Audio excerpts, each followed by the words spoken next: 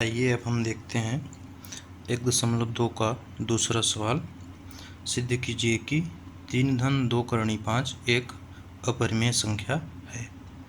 तो जैसा कि हमने पहले वाले सवाल में देखा था, करणी 5 एक अपरिमेय संख्या है कि हमने सबसे पहले करणी 5 को परिमेय संख्या माना था। ठीक उसी प्रकार इसको भी हल करना है। सबसे पहले हमको मान लेना है कि माना 3 धन 2 करणी 5 एक परिमेय संख्या है। तो हम जानते हैं कि किसी भी परिमेय संख्या को हम P/Q के रूप में लिख सकते हैं। अर्थात यदि हमने 3 + 2 करणी 5 को परिमेय संख्या माना है, इसका मतलब क्या हुआ? इसका मतलब यह हुआ कि 3 धन 2 करणी 5 को हम P/Q के रूप में लिख सकते हैं, जहाँ Q का मान 0 के बराबर नहीं है। और एक बात और होती है कि P/Q भिन्न है, मतलब परिमेय संख्या है। इसका अर्थ यह हुआ कि यह अपने सरलतम रूप में है। सरलतम रूप से तात्पर्य यह हुआ कि P व Q जो है, P और Q यह सहअभाज्य है। क्या है? सहअभाज्य। सहअभाज्य का मतलब यह होता है कि ये दोनों कभी भी एक दूसरे से डिवाइड नहीं होंगे, मतलब कि इनका कोई भी कॉमन गुणनखंड नहीं मिलेगा। ठीक, अब इसको थोड़ा सा और आगे देखें। इसी समीकरण को हम हल करेंगे तो ये हो जाएगा 3 + 2 करणी 5 बराबर P/Q। यहाँ से 3 को हम पक्षांतरण करके बराबर के दाईं तरफ लाएंगे तो ये हो जाएगा 2 करणी 5 बराबर P/Q। ये 3 इधर आएगा तो धन में है, जो इधर आके ऋण में हो जाएगा। इसको हम हल कर दें तो ये हमारा हो जाएगा 2 करणी 5 बराबर बटे 1 मान के Q एक का एलसीएम लेंगे तो एलसीएम Q ही आएगा। Q से डिवाइड हो जाएगा, यहाँ बचेगा P, माइनस का चिन्ह है तो माइनस का चिन्ह ही रहेगा। 1 का Q में Q और Q का गुणा 3 में हो जाएगा तो ये हो जाएगा 3Q, जो हमारा परिमेय संख्याओं के घटाने का नियम है।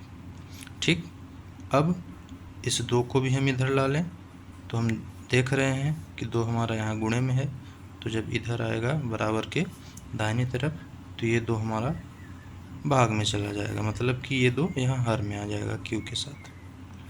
ठीक, अब इस इक्वेशन को देखने से हमें कुछ बातें स्पष्ट होती है। ध्यान यह देना है कि जो P और Q हमने परिमेय संख्या माना था, इसका मतलब कि ये P और Q सहअभाज्य भी थी और क्या थी? पूर्णांक संख्याएं थी। क्या थी? ये पूर्णांक संख्याएं थी। तो P और Q क्या है? पूर्णांक है। लिखो यहाँ P व Q पूर्णांक है। इसका मतलब यह हुआ कि जो हमारा P और Q है वो पूर्णांक है, तो P और Q से जो ये संख्या निर्मित हुई है यह एक पूर्णांक है, अर्थात एक परिमेय संख्या है। और हमने अभी पिछले सवाल में यह सिद्ध किया कि करणी 5 एक अपरिमेय संख्या होती है। करणी 5 को हम अपरिमेय संख्या सिद्ध कर चुके हैं। और दूसरी तरफ हम देख रहे हैं कि P-3Q बटे 2Q एक परिमेय संख्या है। तो अपरिमेय संख्या और परिमेय संख्या कभी भी आपस में बराबर नहीं होती, मतलब कि ये जो हमको यहाँ पे इक्वेशन मिल रहा है ये अपने आप में क्या हो रहा है? गलत प्राप्त हो रहा है। क्या प्राप्त हो रहा है? गलत प्राप्त हो रहा है। तो ये गलत क्यों प्राप्त हो रहा है? इसका मतलब यह हुआ कि हमने जो यहाँ पे कल्पना की थी, जो हमने यहाँ पे माना था, ये हमने गलत माना था। तो इस बात को हमको लिखना है। चूँकि √5 एक अपरिमेय संख्या है, यह हम सिद्ध कर चुके हैं।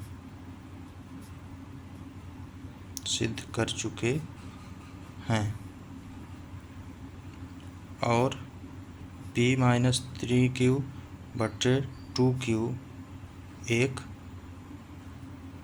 परिमेय संख्या है।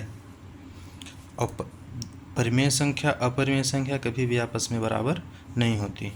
मतलब कि ये जो हमारा इक्वेशन मिल रहा है ये अपने अपने आप में क्या है, गलत है। यह गलती क्यों हो रही है, यह हमारी त्रुटिपूर्ण कल्पना के कारण प्राप्त हो रहा है। अतः नीचे लिख देना है कि 3 + 2 = 5 एक अपरिमेय